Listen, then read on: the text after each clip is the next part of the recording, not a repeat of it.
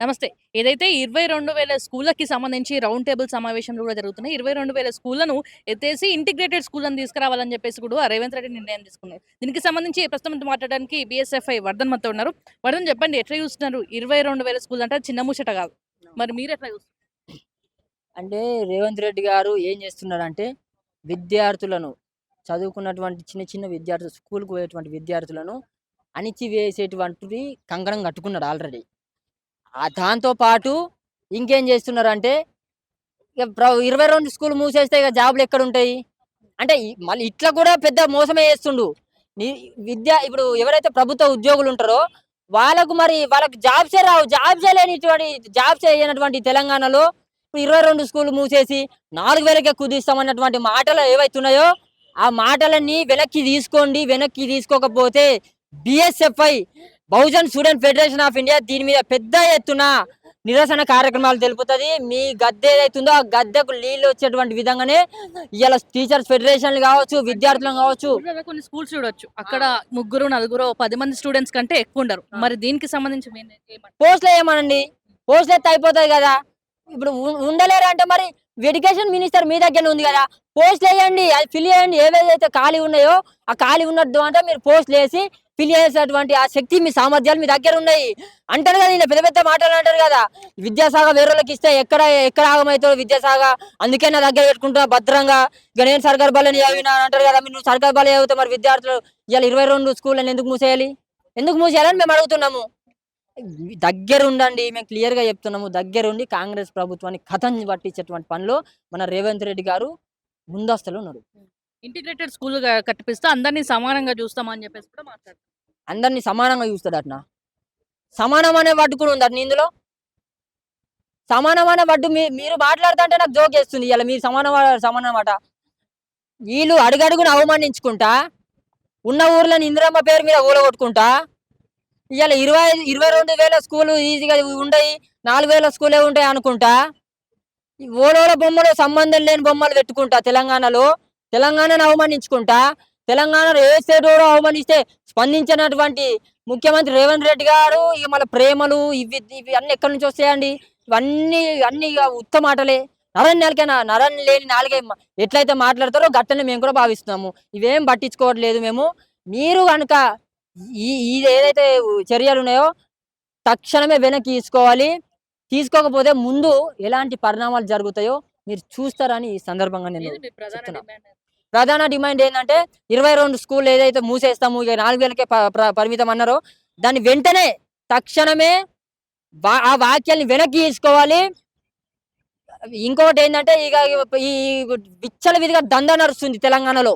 దందా business. Schools కావు దందాలు పెట్టుకోర్రి బోర్డులకు. దందా దందా స్కూల్ అయిపోతది. దందాలు బుక్కులు అమ్ముతున్నారు, ఇయాల టై బెల్ట్ అమ్ముతున్నారు, సెపరేట్ బిల్ కౌంటర్‌లు పెడుతున్నారు. విచ్చలవిడిగా ఎల్‌కేజీకి 2,00,000, 3,00,000 ఉంటదా? ఈయన పోయి అక్కడ పోయి ఈయన ఏమంటాడు?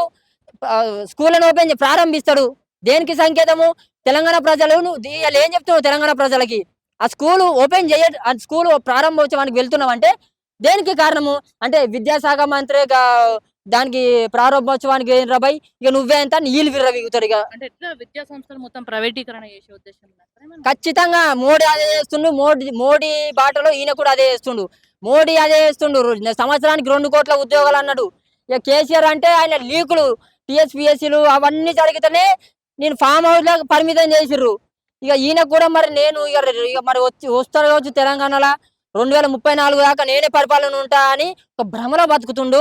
ఆ భ్రమను బద్దలు కొట్టి 2029 ఎలక్షన్లలో మీ సీట్లన్నీ అణుకుతాయి. ఉరికించుకుంటూ చంపుతారని చెప్తున్నా ఇయ్యాల. మీరు ఇళ్ళ కూలగొడుతున్నారు అక్కడ అర్థం చేసుకుంటలేరు. కనీసం చదువుకుందామంటే బుక్కులు తెచ్చుకుందామని గొడగొడ ఏడ్చేటువంటి పరిస్థితి. ఎందుకయ్యా మీకు కనీసం కనికరం లేదా? పేద ప్రజలు ఓట్లే కావాలి కానీ వాళ్ళ ప్రేమ వద్దా? వాళ్ళ బాధలు వద్దా? వాళ్ళ భవిష్యత్తు వద్దా? ఈ సందర్భంగా మేము ఖచ్చితంగా ఈ ఏదైతే మీ మీద గౌరవం ఉంది అది అది మంచిగా పాటించండి. ఇక 2000కే 29కే పరిమితం అయితాము మేము. ఇక ఇక్కడికే మాకు లాస్ట్ సాలించుకున్నామంటే మీరు ఈ ఇష్టలని ఇష్టం ఉంచుకుంటూ పోర్రి, మేము కూడా ఇష్టం వచ్చినట్టే ఏం ముట్టడి చేయాలో మాకు తెలుసు, ఏం చేయాలో తెలుసు. మీ నియోజకవర్గాలు 119 నియోజకవర్గాలలో ఏం చేయాలో తెలుసు. ఎవరు ఎమ్మెల్యేలు ఇంటి దగ్గరకు వస్తారు మేము కూడా చూస్తాము. చలో ఇక తాడు పేద తెలుసుకున్నటువంటి అవసరం 29లో మేము ఆ చర్య చేపట్టబోతాం. ఎట్లా ఒక పాట పాడినావు కదా విద్యా సంస్థలు. విద్యా సంస్థలకు సంబంధించి అంటే విద్యార్థుల గురించి పాపం విద్యార్థులు యువతరమా దయచేసి ఆలోచించు. ఈ దేశ తెలంగాణ మనం కొట్లాడి తెచ్చుకున్నాము. కట్టెలు పట్టుకొని ముసలోళ్ళు రాలేరు. ఇలాంటి ముసలోళ్ళకి మనం పరిపాలన ఇస్తున్నాము. అందుకే మీ మీద దయచేసి అన్నలారా, అక్కలారా, చెల్లెలారా, తమ్ములారా మీరు అందరూ వినాల్సినటువంటి పాటని పాట రూపంలో గుడిపల్లి శ్రీకాంత్ అన్న గారు రాసినటువంటి లిరిక్స్. రావా మన రావాలి యువత మార్పుని తేవాలి గనక, నిరుద్యోగ యువత నువ్వు నిరాశ చెందకుమా, ఈ తెలంగాణ సాధనలో నీ తెగువే ఉందట, మాకెందుకు అనుకుంటే తప్పదిగా బానిసత్వమట, తెలంగాణ తెలంగాణ వద్దన్న ద్రోహులే మంత్రులయ్యి కూసుంటారట, రావాలే యువత మార్పుని తేవాలే గనుక, ఈ రాజకీయంలోన దొంగలను తరమాలే గనుక, చదువుకున్న యువత రేపటి మార్గం నీవంట, ఈ సమాజంలో మాపై జరిగే కుట్రలను చెప్పాలంట, ఆ కుట్రలను పసిగట్టే వాళ్ళను ఏకం చెయ్యాలంట, ప్రశ్నించే గొంతులు ఒక్కటై బహుజన రాజ్యం తేవాలంట, రావాలే యువత రాజ్యము తేవాలే గనుక, ఈ దొంగలను తరుమకపోతే తెలంగాణ ఆగమైతదని సందర్భంగా తెలియజేస్తున్నా. అంటే ఇప్పుడు హైయర్ ఎడ్యుకేషన్ కోసం ఎక్కడికన్నా రండి, అన్ని ఫెసిలిటీస్ గవర్నమెంట్ భరిస్తది, అన్ని ఫెసిలిటీస్ గవర్నమెంట్ చూసుకుంటది అని చెప్పేసి అంటున్నారు.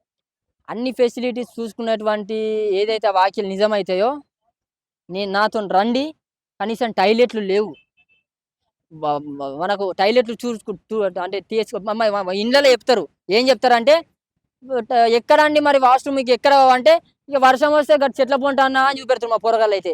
గంత ఘోరమా బాత్రూమ్ ఉండయి, ఒక స్టాఫ్ వంటలు వండేటోళ్ళు ఉండరు, వంటలలో పురుగులు. మొన్ననే మేము అమీర్పేటలో మనవతోళ్ళు బాణాన్ని తీసుకొని పోతే అక్కడ మొత్తం ఆ వంకాయలకెళ్ళ పురుగులు వెళ్తున్నాయి, ఆడుకుంటున్నాయి, అక్కడ గేమ్ ఆడుతున్నాయి, వాలీబాల్ ఫుట్బాల్ గేమ్లు ఆడుతున్నాయి అలా లోపల. ఇలా అక్కడ ఎంత ఘోరం అంటే అక్కడ వంకాయల నుండి పురుగులు వెళ్తాయి, శానిటైజర్ దాంతో అన్ని వాషింగ్ చేసేది బియ్యంని. ఎంత ఘోరం ఇయ్యాల. అవి రూమ్ లెక్క లేవు, బాత్రూమ్ లెక్క ఉన్నాయి. ఇక బాత్రూమ్ లో అయితే చెప్పలేని పరిస్థితి. గర్ల్స్ ఆవేదన. మేమంటే బయటకు వచ్చి మాట్లాడతామండి, ఆడపిల్లలు ఎట్లా మాట్లాడితే బయటకు వచ్చి. ఇవాళ మీడియా అందుకే ఇక్కడ కూడా కుట్రలు జరుగుతున్నాయి. డిజిటల్ మీడియా ఏదైతుందో దాన్ని ఇక్కడ క్యాంపస్ లో పెట్టనియకుండా కారణం కూడా అదే జరుగుతుంది. అంటే డిజిటల్ మీడియా అమ్మేసారు అనుకో మా గొంతులు ఉండయి అని వాళ్ళు అనుకుంటారు భ్రమలు.